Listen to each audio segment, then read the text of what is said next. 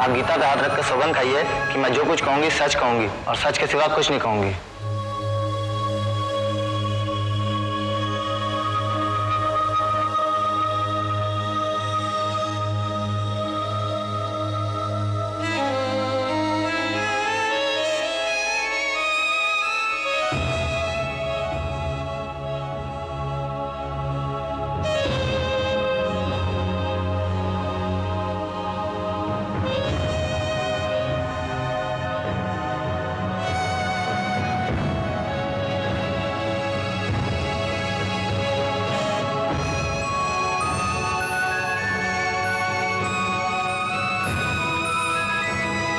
Mrs Srivastava,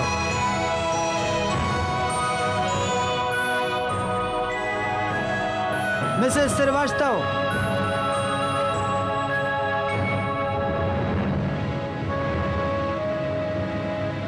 मैं कसम खाती हूँ।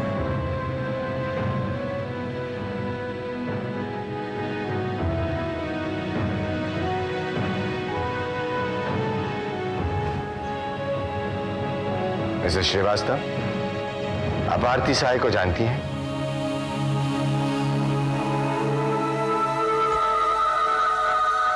बेटी,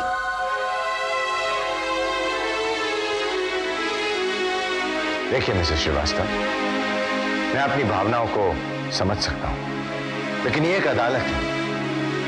आप अपनी भावनाओं पर काबू रखिए। मैं आपको विश्वास दिलाता हूं कि मैं आपकी बेटी को न्याय दिलाऊंगा। बस आप मेरे सवालों के जवाब दे दीजिए। मिसेस श्रीवास्तव, आप आरती की मां हैं और हर मां की तरह आपने आरती की परवरिश की होगी। कोशिश की थी,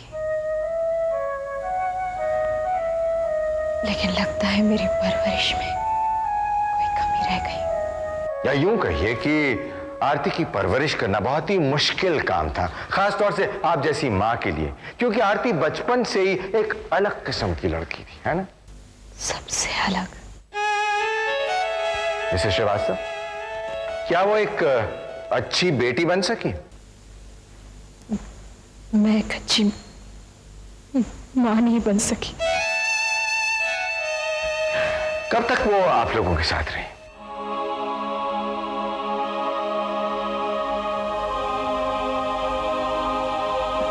मैट्रिक के बाद मुझसे दूर चली गई। जब वो चली गई तो आप लोगों की आर्थिक स्थिति कैसी थी? मतलब अच्छी नहीं थी, आप लोग गरीब थे, है ना? मिसेस श्रीवास्तव, जब आरती चली गई तो उसके बाद आरती ने कभी आप लोगों से कांटेक्ट करने की कोशिश की? मेरे पति ने कोशिश की और आरती ने उन्हें मिलने से साफ इनकार कर दिया। अरे उसने तो आप लोगों को अपनी शादी पर भी नहीं बुलाया। जब उसकी शादी की खबर आप लोगों को मिली तो कैसा लगा आपको? बहुत खुशी हुई। एक बेटी का घर बस गया। और आपके पति को बताइए मिसेस श्रीवास्तव, कुछ तो कहा होगा ना उन्होंने? बोले, आरती को भूल जाओ, अब वो अमीर हो गई है, अमीर घर में चली गई है। यानी कि एक अमीर लड़के के लिए वो अपने गरीब माँ बाप को भूल गई, है ना? इस बात का दुख हुआ आप लोगों को? लौट कर नहीं आई। वो तो तब भी नहीं आई जब आपके पति यानी कि उसके पिता का देहांत हो गया। यानी कि वो बचपन से ही एक जिद्दी, खुदगर्ज और अपने ही स्वार्थ के लिए जीने वाली लड़की थी। योर ऑनर, ये बात आरती की सगी मां के बयान से जाहिर हो जाती है। इसके बाद मुझे कुछ नहीं पूछना है। Your witness please.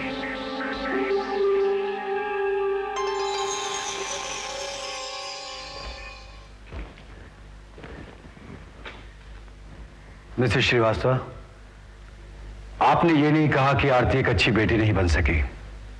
आपने ये कहा कि मैं एक अच्छी मां नहीं बन सकी। ऐसा क्यों लगा आपको?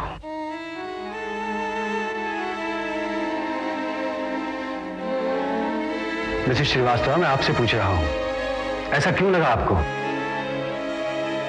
जवाब दीजिए। अच्छा ये बताइए, आरती आपको छोड़कर चली गई, उसकी छोड़ के जाने की वजह क्या थी? पढ़ाई, मनमुटाव या कुछ और? मिसेस श्रीवास्तव, आप उनको ना देखिए, मेरे सवाल का जवाब दीजिए।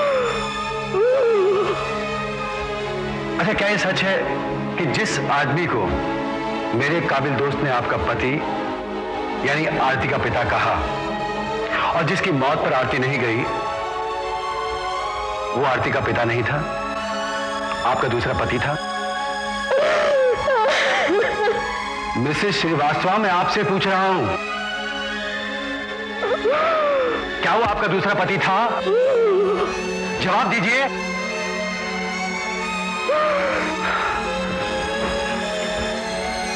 No more question, your honour.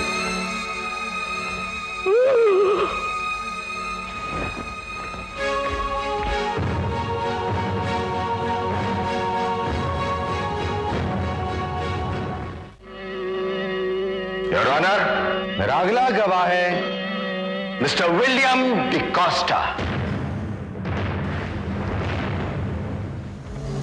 Mister William D'Costa, Aarti Sai को आप कैसे जानते हैं? उसका नाम नहीं लेने का साहब, उसने अपन के हैप्पीली मैरिड लाइफ में जहर बोल दिया साहब, जहर। ये मेरे सवाल का जवाब नहीं हुआ विलियम। क्या बोलेगा साहब? अपन उसको बहुत सालों से जानता है। कैसे? अपन की एक बेवकूफ वाइफ थी साहब, जूही। ये उसका बहुत खास दोस्त था साहब, अभी भी है। अभी अभी तुमने विलियम बताया कि तुम्हारी वाइफ थी, इसका मतलब कि जूही अब तुम्हारी वाइफ नहीं है, राइट? नहीं है साहब, अभी नहीं है। इस आरती साहब ने अपन के वाइफ के कान में अपन के खिलाफ ऐसा ऐसा जहर घोला साहब, ऐसा जहर घोला साहब कि अपन का वाइफ अपन को धक्के मार मार के अपन के घर से निकाल दिया साहब, अपन को सड़क दिया गया साहब। विलियम, लेकिन ऐसा तुमने क्या किया कि आरती ने जूही को तुम्हारे खिलाफ भड़काया? ऐसा क्यों किया उसने?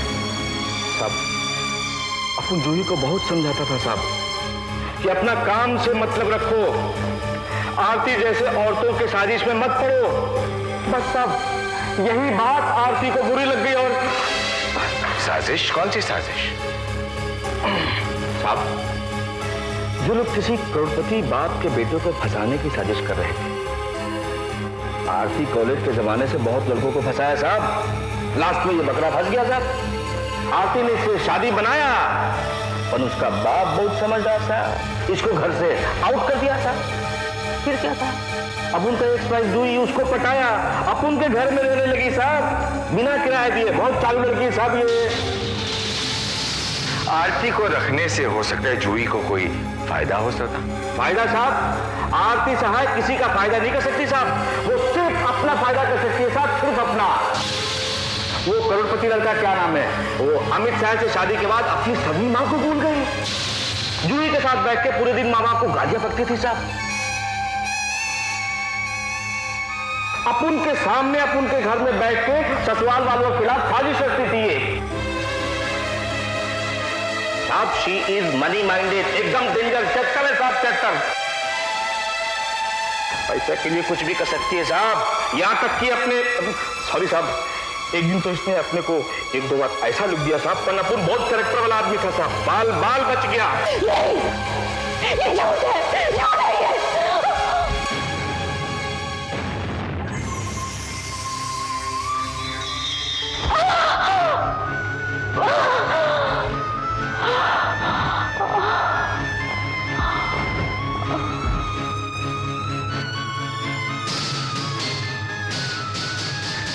Thank you very much. आप लोगों की दुआएं हैं। अरे नहीं नहीं, ऑफिशियल अनाउंसमेंट तो हो जाने दो। बताऊंगा ना, जरूर बताऊंगा। हाँ ठीक है, मैं फोन करता हूँ। Okay, bye bye. किसका फोन था काबरा? अरे कुछ नहीं, जर्नलिस्ट है, मेरा इंटरव्यू लेना चाहते हैं। इंटरव्यू तो सुना आज कोर्ट में तुमने सक्सेना का ले लिया। अरे तुम वहां होती तो देखती अपर्णा, क्या हालत थी सक्सेना की। सूखे पत्ते की तरह कांप रहा था, अपने विटनेसेस को क्रॉस एग्जामिन भी नहीं कर सका। इसका मतलब है शैंपेन खोलने का टाइम आ गया दीदी। अरे शैंपेन तो तुम जब चाहे खुलवा लो अपर्णा, ऑफिशियल अनाउंसमेंट तो होती रहेगी। लेकिन मुझे लगता है कि केस हम करीब करीब जीत चुके हैं। अब तो सिर्फ फॉर्मेलिटीज रह गई है। ये केस तो करीब करीब हम हार ही चुके हैं। अंकल अब कुछ नहीं हो सकता। वो तो सकता है, लेकिन आरती अपनी मां के बारे में कुछ बताए तब। और उधर काबरा ने कोर्ट में ये प्रूफ कर दिया कि आरती बचपन से जिद्दी है, सेल्फिश है, मनमानी करती है, वो पैसों के लिए कुछ भी कर सकती है। लेकिन ये सब गलत है अंकल। आई नो ये सब गलत है, लेकिन सिर्फ हमारी नजरों में। जज के मन में तो ये बात बैठ गई है, और क्यों ना बैठे, क्योंकि बातें खुद आरती की मां सुधा श्रीवास्तव ने कही है। और आरती है कि अपनी मां के बारे में कुछ बताना नहीं चाहती। कुछ नहीं हो सकता, कुछ नहीं हो सकता। ये सुधा श्रीवास्तव मेरे लिए पहेली बन गई है।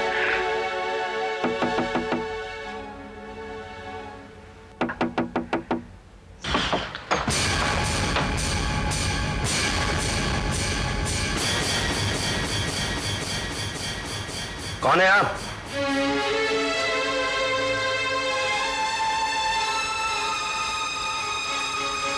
कौन है आप?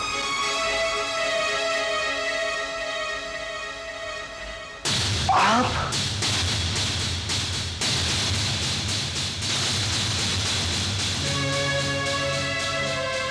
आइए।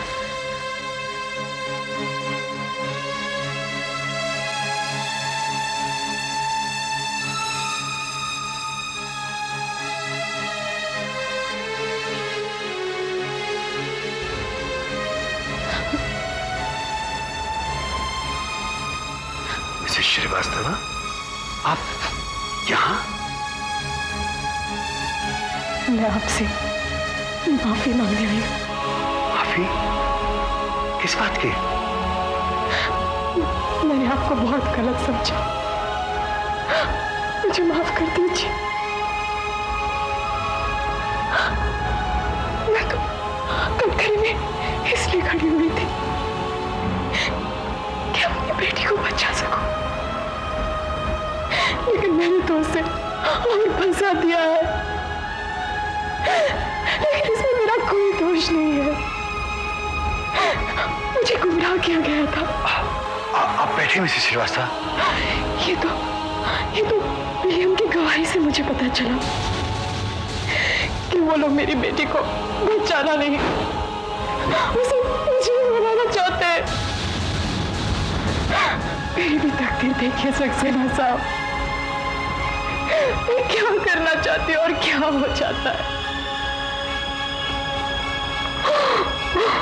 धीरज रखिए मिसेस श्रीवास्तव। धीरज? कैसा धीरज? मैं अपनी बेटी की मुजरिम हूँ, हमेशा ऐसा हुआ है, हमेशा। जब भी मैंने उसे माफी मांगनी चाहिए ऐसा ही हुआ है, जब भी मैंने उसकी मदद करनी चाहिए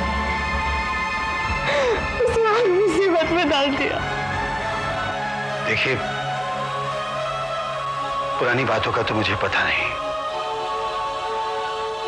जो कोर्ट में आपने कहा, यही तो मेरा दुर्भाग्य है, यही मेरा दुर्भाग्य है।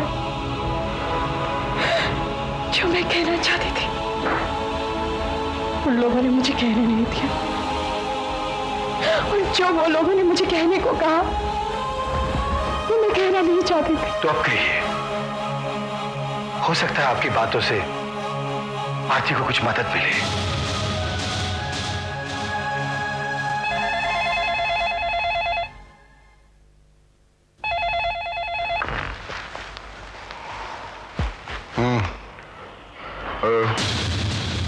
सक्सेना बोल रहा हूं।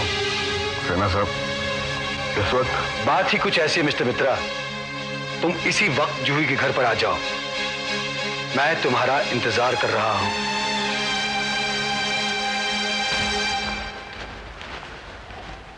आओ चंदन मित्रा, आओ बैठो। That's alright. क्या बात है? माफ करना मिस्टर मित्रा, मैंने तुम्हें इस वक्त यहां बुलाया।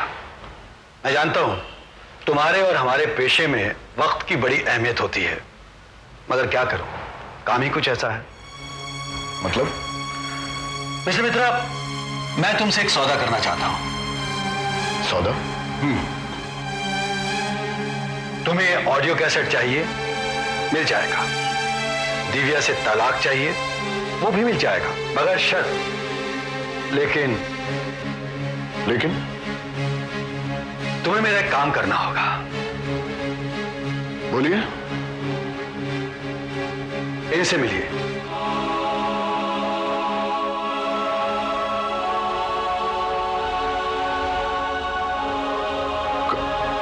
कौन है ये हैं सुधा श्रीवास्तव, आरती सहाय की मां।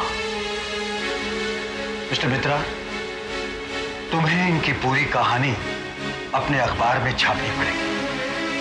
जी? और साथ ही ये भी छापना पड़ेगा कि कैसे काबरा जैसे शातिर वकील ने एक सीधी सादी औरत को अपनी ही बेटी के खिलाफ इस्तेमाल किया। लेकिन मेरा वो कैसेट? ये रहा।